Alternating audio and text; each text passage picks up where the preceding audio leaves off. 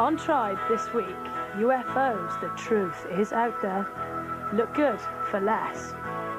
Your mother wouldn't like it, body piercing, and the hardest band in Wales, Dub War.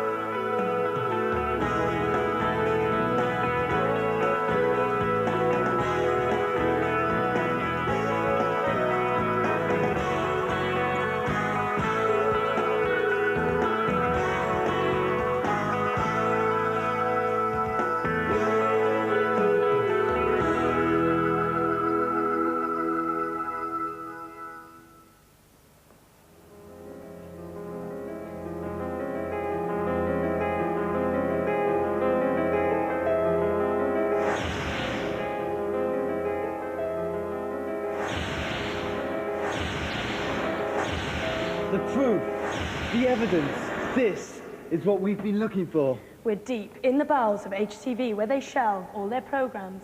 In more ways than one. You may have noticed you didn't see us last week. That's because we weren't on. Strange. Peculiar. Very mysterious. A bit. Like this.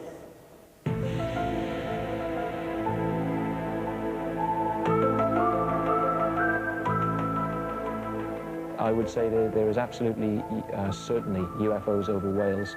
I mean, I've had hundreds of sightings reported to me from people, verbally written down. I've spoken to people who don't really want to give their sightings directly for sort of logging purposes, but, you know, basically telling their story. Very genuine people, living very normal lives, experiencing very extraordinary things. We actually saw something in 1991, and we were fortunate enough to videoed it. We sent it off to be analysed by NASA and various other agencies, and it came back as officially unidentified, so therefore it was a UFO. Sometimes the UFOs are nothing more than lights which fly around, and sometimes in the distance. But as I said, close encounters have been people who've seen discs with portholes, sometimes legs, very obviously metallic or structured craft, which have landed quite near them or flown very near them. And sometimes occupants have been seen near these objects as well. And the reports that we hear back from very many people are that there's some sort of alien force coming down and investigating us. And the crafts and the sightings are merely chance happenings when people seem to be in the right place at the right time. What are they doing to them? Doing tests.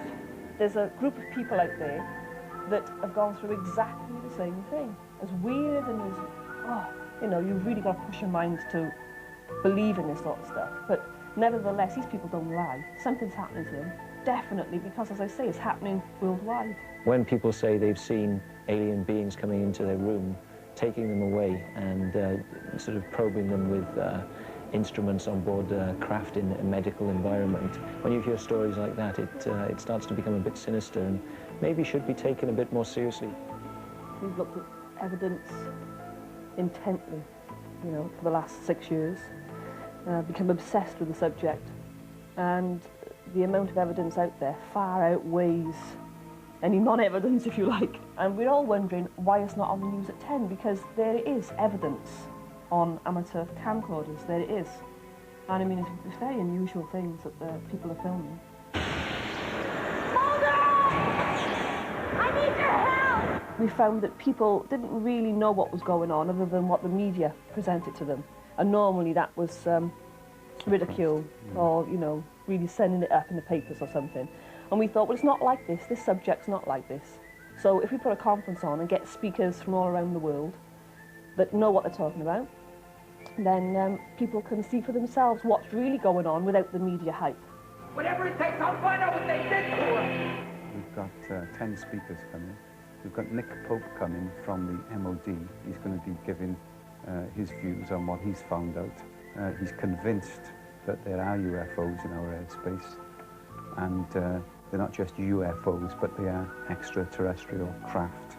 All the speakers talk about all the unusual paranormal subjects, and it promises to be fascinating. Basically, yes, there's a lot going on. I mean, if you keep your eyes trained to the skies, there's a good chance you'll see something, and that's what I'd recommend that people do. Just keep your eyes open and sort of watch out.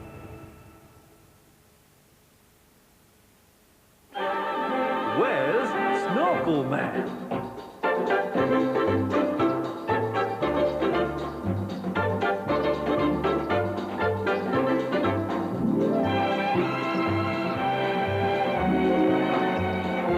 And then turns hero when his